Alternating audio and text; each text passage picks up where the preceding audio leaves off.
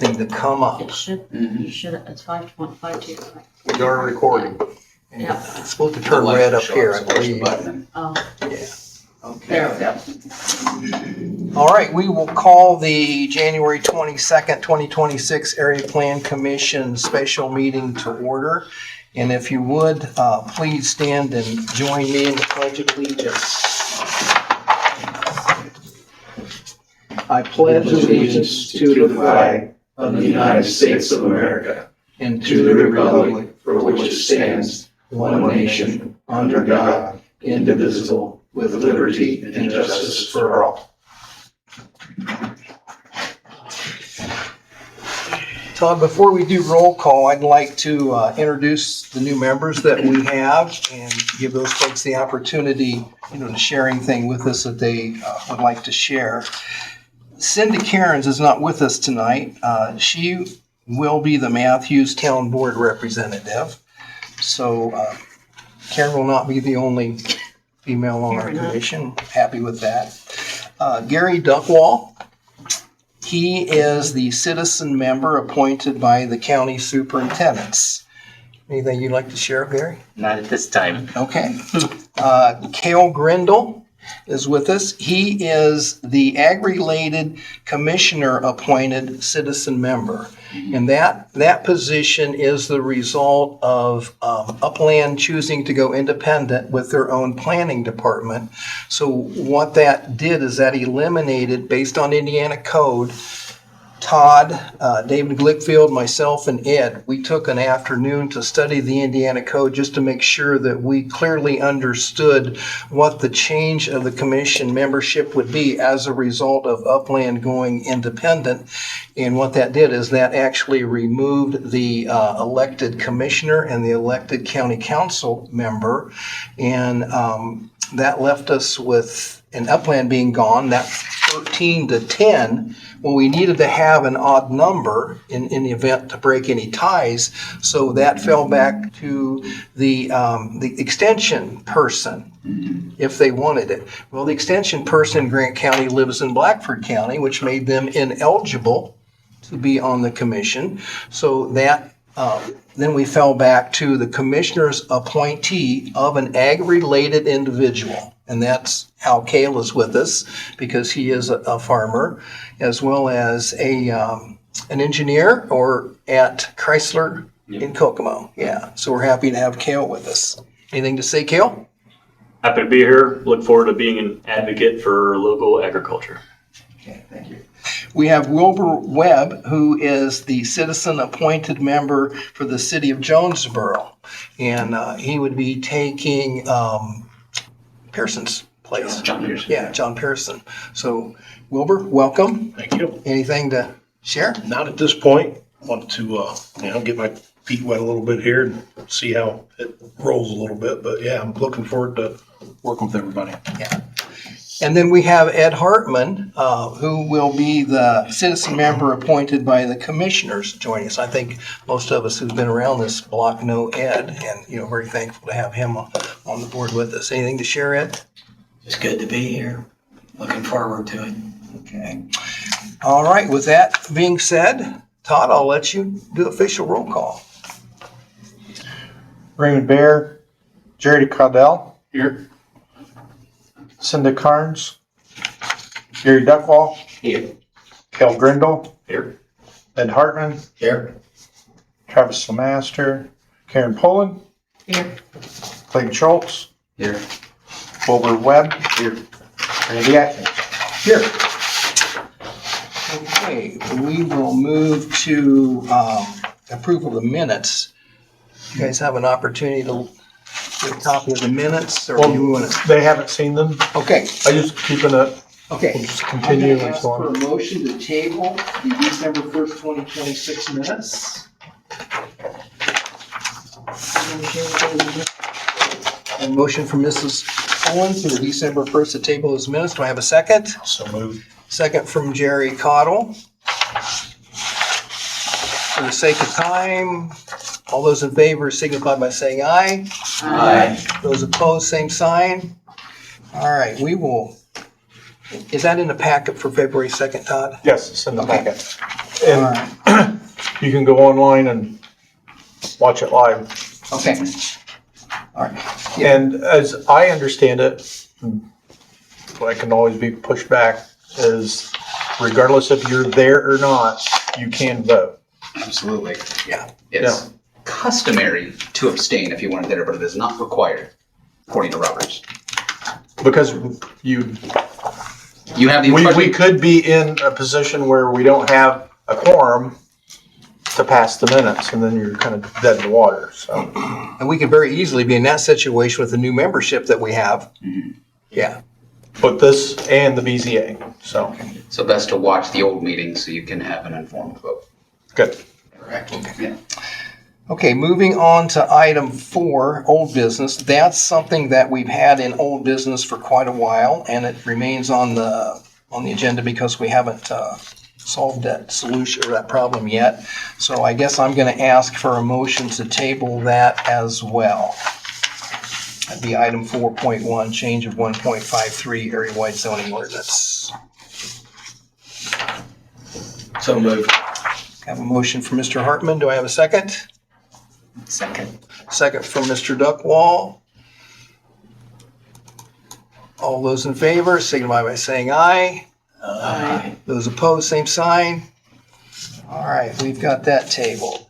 And there's a packet in this packet for next time that explains what that's about and the options that I see. There's always probably another option, but things that different options that I see. Okay. Okay, we will move to item 5. And I want this to be on record that this is my resignation from my position on the BZA as a citizen member from the APC. So I want on record that I am resigning my position on the BZA.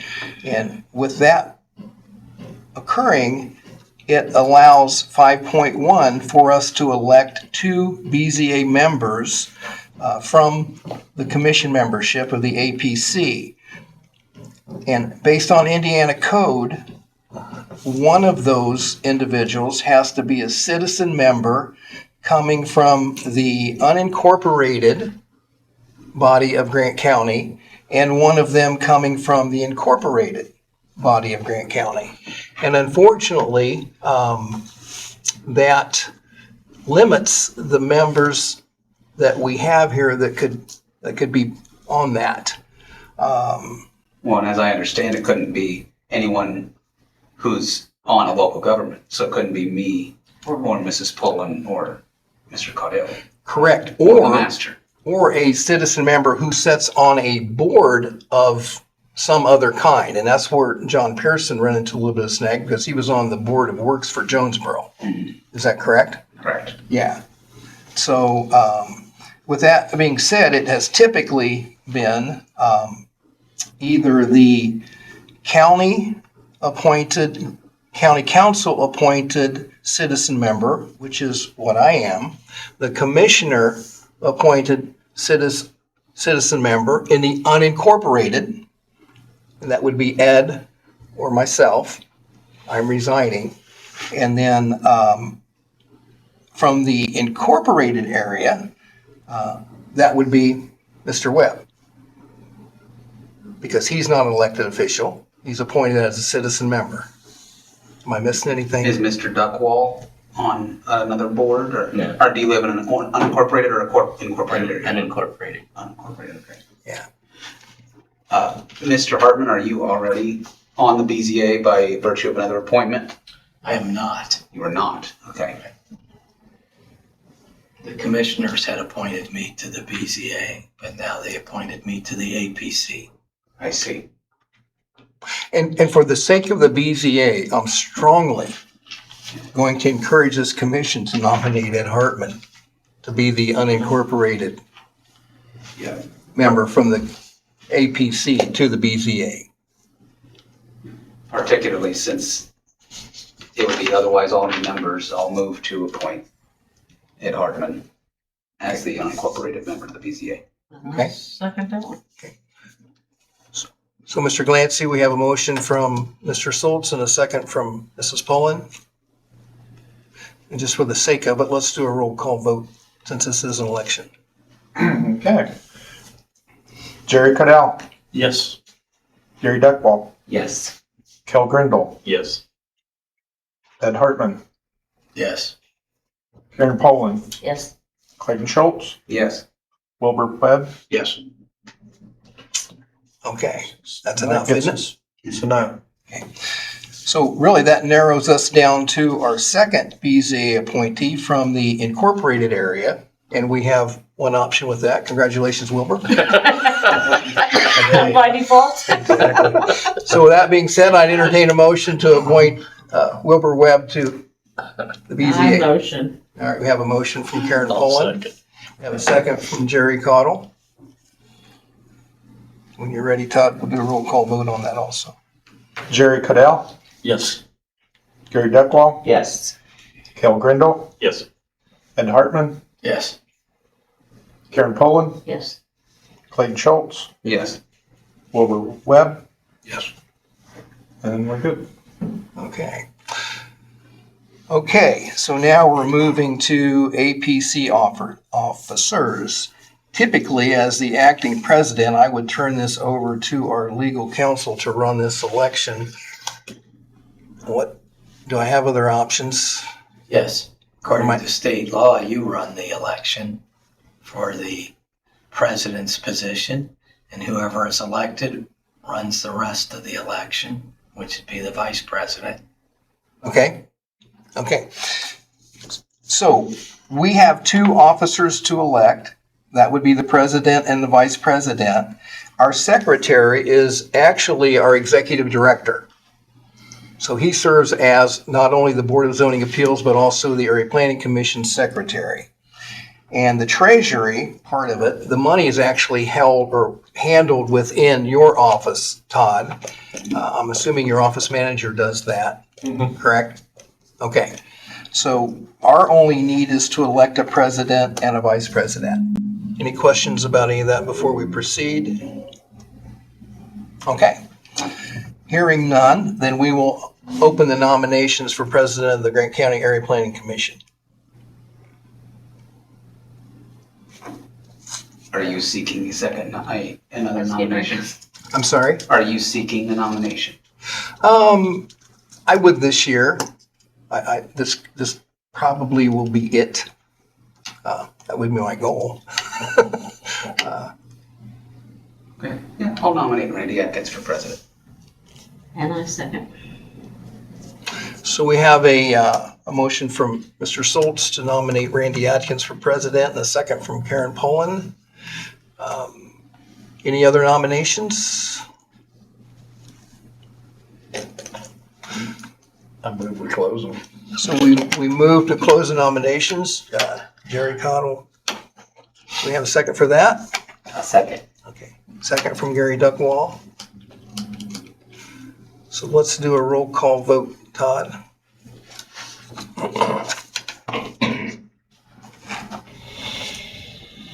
Jerry Cadell, Yes.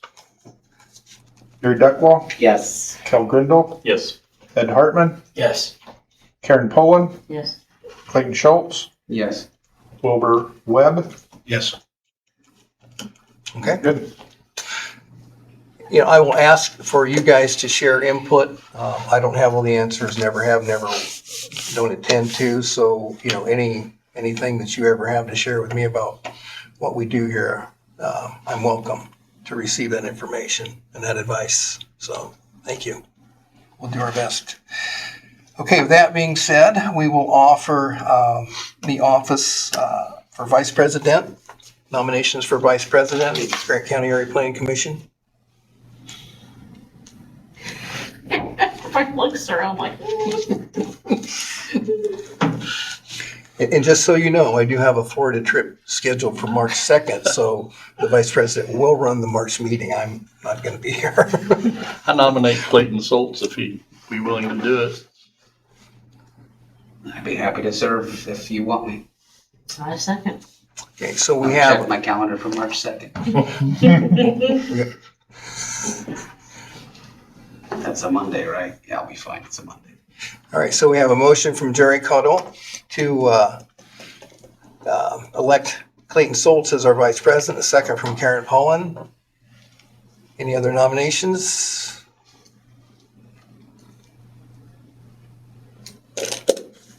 Entertain a motion to close nominations. Motion to close. A motion from Karen Pollen to close the nominations for vice president. Do we have a second? I'll second. Have a second from Jerry Cottle. Close the nominations. Nominations for vice president are closed. Whenever you're ready, Mr. Glancy, on a roll call vote. Jerry Cadell, Yes. Gary Ducklaw, Yes. Kel Grindle, Yes. Ed Hartman, Yes. Karen Pollen, Yes. Clayton Schultz, Abstain. I guess yes. Everybody else has, so. Yeah, there you go. Wilbur Webb. Yes. All right. Congratulations, Clayton. Yeah. Thank you for your vote of confidence. Okay, that moves us to 5.3. And this is the executive committee. Todd and I were having some informal discussions in regard to that.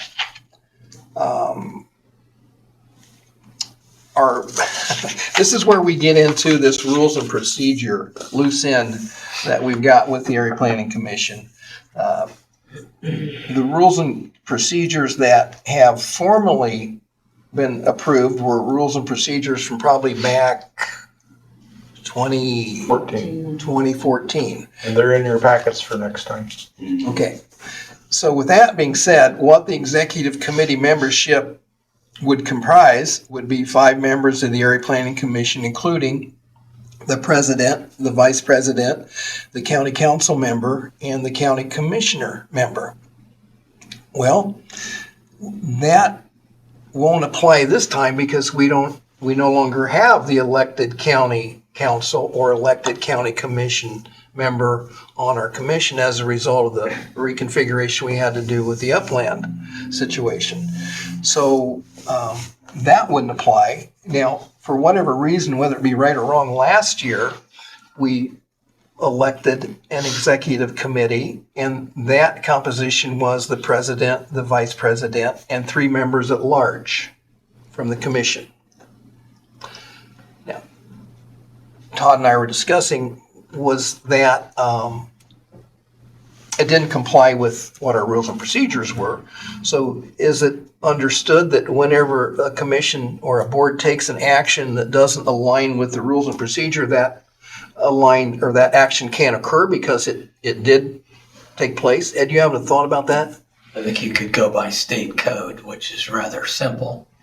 Must have at least 3 members and no more than 9. Doesn't say anything about what positions they must have. What the composition of that would be doesn't say that. It's up to you. Okay. So then we get into, okay, what is the role of the executive committee? I personally, as a president, try to avoid executive committee meetings because that allows a small membership of our commission to make decisions for this commission.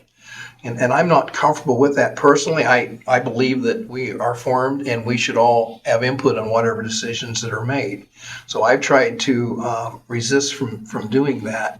Now, as I understand it, and you guys, Todd, Ed, whoever, correct me if you're wrong, an executive committee decision can only be valid if every member of that executive committee agrees with whatever that decision is. If one member of that committee opted to not agree with the rest of them, then that automatically throws it back to the full commission for a decision.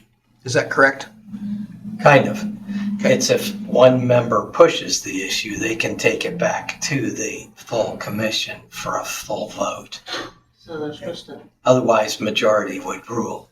so they make decisions and not recommendations to the rest of the board, they make the They decision. can make a decision. They can make for the decisions. board. But that's what I was never quite sure of. Okay. But the idea is that it's always less than a quorum. So even if the full executive committee makes a decision unanimously, the remainder of the APC could override that decision because and the next time the commission met, they could make a decision. And it seems like usually the executive committee doesn't have the notice requirements and things. They can make a decision quickly, maybe a hiring decision, or if there's some kind of legal case or, something that's time sensitive, and then it can go before the full body. It basically stands until the commission makes a decision. And I think there's something similar with the commissioners, the county commissioners. The president can sign things and basically is the executive committee and can make decisions until the next meeting, at which point they can make their formal decision. Right? Okay. So I guess the question we have before us is, do we feel that the commission needs an executive committee? Because there's nothing that requires us to have that. And we don't have to make that decision tonight, and we can table this, or we can make the decision. We have a quorum to make a decision that we aren't going to have an executive committee on the area plan this year. I feel like that's what the president's for. That's what the president's kind of acted like. You're the one who does the talking with the staff day to day, kind of, if the executive committee wanted to meet often, get weekly or bi-weekly updates from Todd or whatever. But I think a vote of confidence in the president means you handle the decisions. If there's judgment calls to be made between meetings, it usually falls to the president, and I'm fine with that, personally. There's one purpose for the executive committee that's rarely used, but it's recommended by APA guidelines. Is one thing you ought to have them work on is contingencies. When suddenly someone is saying, hey, I'm not ready to present at the next meeting, can you give me another month?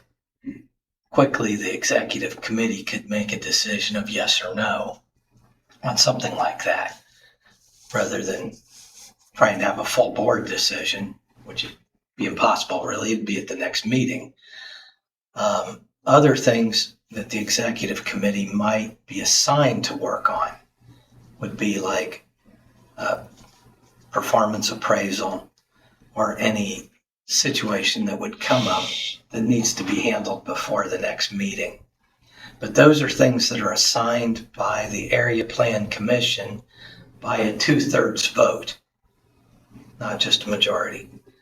So if you have one, it's good to kind of think about ahead of time, what might we have them work on in the coming year, and have a vote on that and make that your rule for the year, as it will only use the executive committee for these things unless we were to have another vote. Maybe you want to think about this a little bit. Okay. Other comments or thoughts, commission members?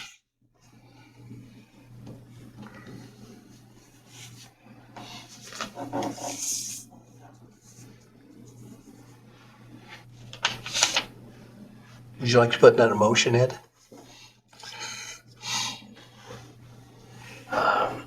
Table. What Yeah. part? Motion to table. The table.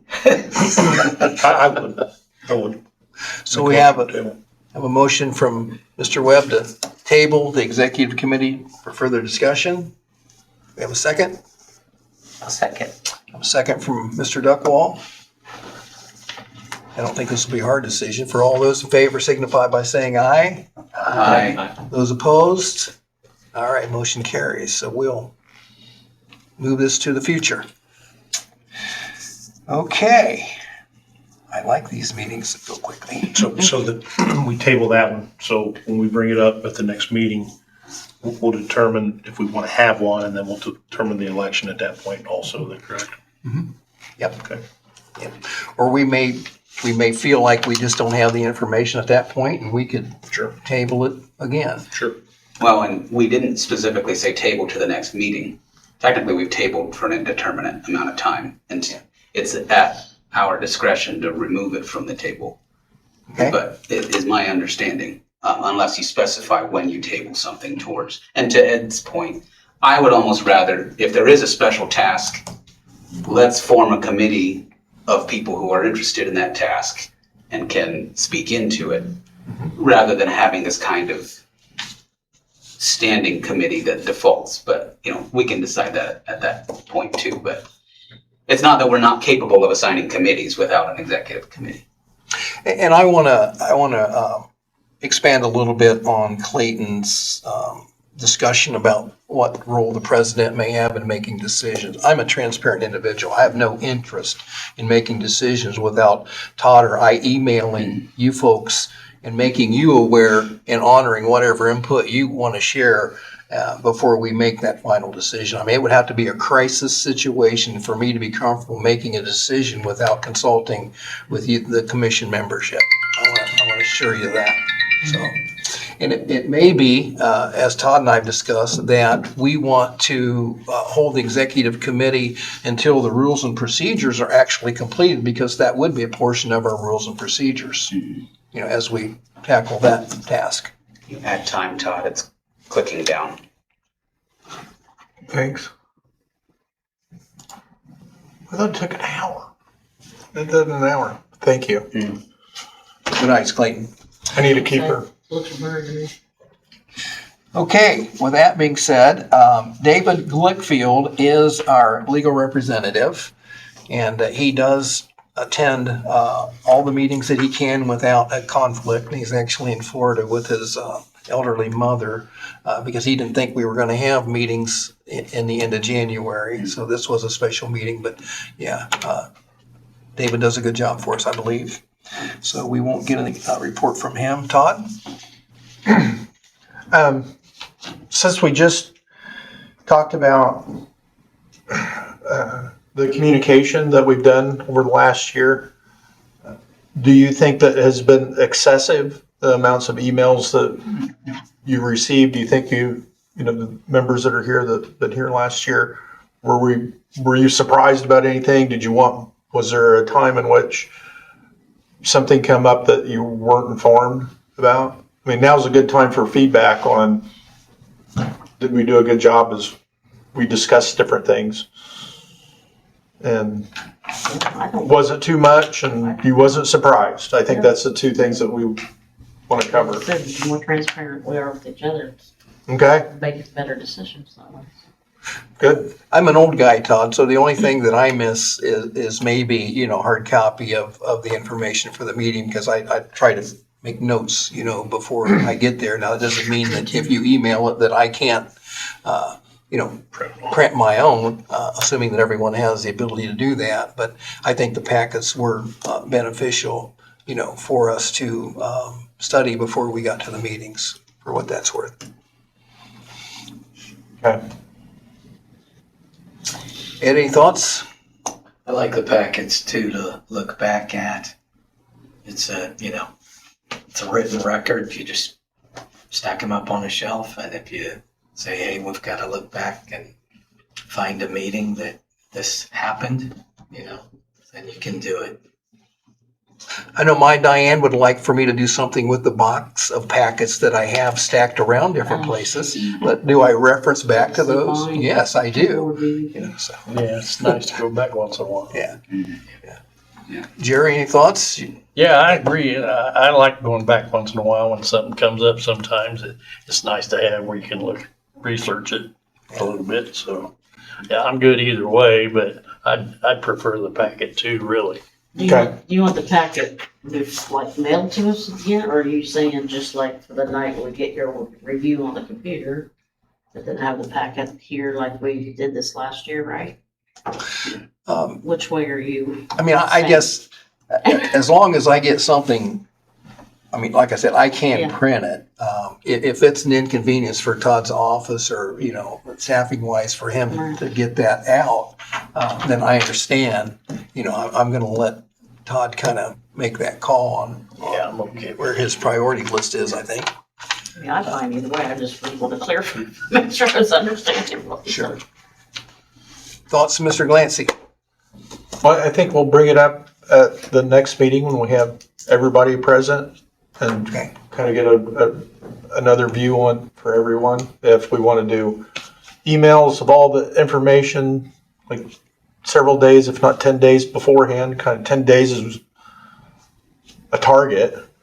and then have the physical packet here at the meeting? Or do we want mail these out as a physical package, and try to have that to you 10 days before, which, I would think most of us would have access to be able to print it off though, wouldn't we? I mean, for the most part. Well, I think, like I said, this last year, we had it electronically, and then when we got here, he had a paper Already had copy it there for us. too. So, Yeah. you know, it was kind of both Right. ways in a way. Right.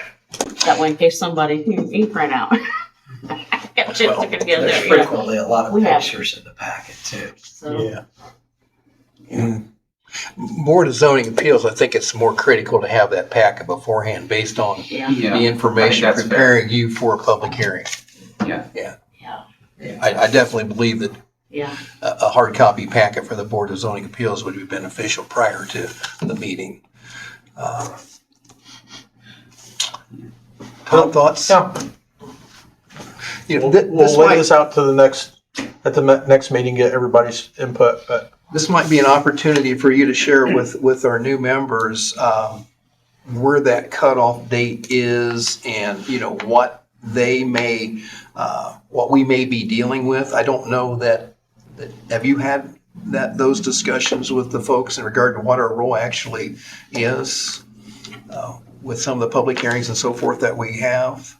we've had a little bit of discussion as I called each of the new members and just got information. I think that the key is that we're a recommending body to the commissioners or to the town councils. You know, we can choose to not recommend, disapprove, or recommend with the various zoning changes and things that come before us. Is that accurately stated? Yeah. Okay. Yeah.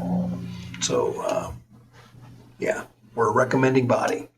Now the BZA, that's a different story. I mean, they're the final decision on things. So, anything else, Todd? So is it okay for the new members that are here, that I share the information and make a sheet with your contact information and share it within the APC itself? If there's any objections, just let me know. Again, you can review the meeting minutes online. I think we've said that a couple of times. Let me know if you need the link or something. And then there's a fair amount of data center information.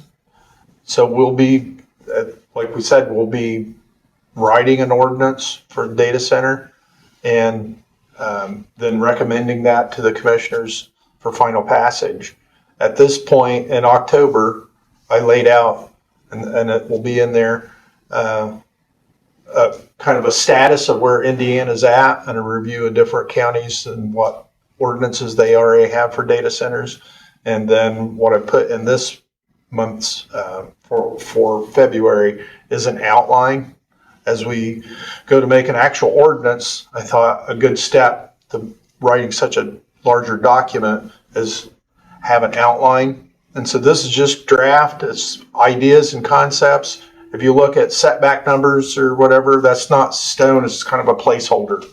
And that will be your decision to put in the numbers that you want. So those specifics are in there. This is just a framework to work with. And if I'm missing a whole section or something's way off, I'm just a secretary trying to put it together and make it flow and give you something to work with. No doubt, decision data maker. centers are the buzz. So our goal is to try and get ahead of it. There is discussion about some interest in Grant County, and that's what we want to do is be ahead of it. And I haven't had any companies or no one approach me in any official way. I've heard the same rumors that you probably all have heard. It's all just rumors at this point. Kale? Can you give me a 30-second rundown on what you guys have discussed previously about the data centers? It's Very little. all written down in there, really what we've discussed. The rest of it, there's been very little discussion, don't you think? Water needs and power needs are the big, Yeah. I think, two things that come up a lot, and noise. So I was under the impression that where they were planning this was under the purview of like Marion and not the county. Is that Well- an inaccurate statement? Yeah, I have heard that as well, but if they go to Marion, they'll likely go elsewhere. And I think there are people that might be interested even outside of the city limits. And similar to other situations, we want to be ready before we have the request. We like to have the application ready before there's interest. Otherwise, we get in trouble. But Called catch-up at that point. yeah, exactly. And, well, yeah, I won't say that. But it's easier if you have things set up ahead of time. And it's cleaner if we can just discuss it amongst ourselves. Let's say that. But yeah, I think 3 big things have been brought up is like the noise and water usage, power grid drain. We talked about having carve outs for like 1% of the data usage should be used for Grant County needs, or that we get some kind of discount on Grant County business or something, but not much discussion. Property values are another concern, especially if it goes into the rural areas. I mean, we rural folks, we get kind of sacred about, what's going on out our back doors, and, it means a lot to us. So I think property values are a concern also. And getting out ahead of it is also important, whether it's Marion's talking to somebody or not, but we'll lead by example. And, I know one other county that's interested in at least the information that we have. Anything else, Mr. Glancy? I think that's it. Commission members, any comments? Welcome to the APC, you guys. And the ABC. I'll spit it out. Some sort of alphabet soup, right? All right, look forward to working with everyone. With that being said, we'll entertain a motion to adjourn. So moved. Got a motion from Mr. Cottle, Second. second from Karen Pullen. All those in favor signify by saying aye. Aye. Those opposed? All right, thank you guys for coming. Okay, thank you.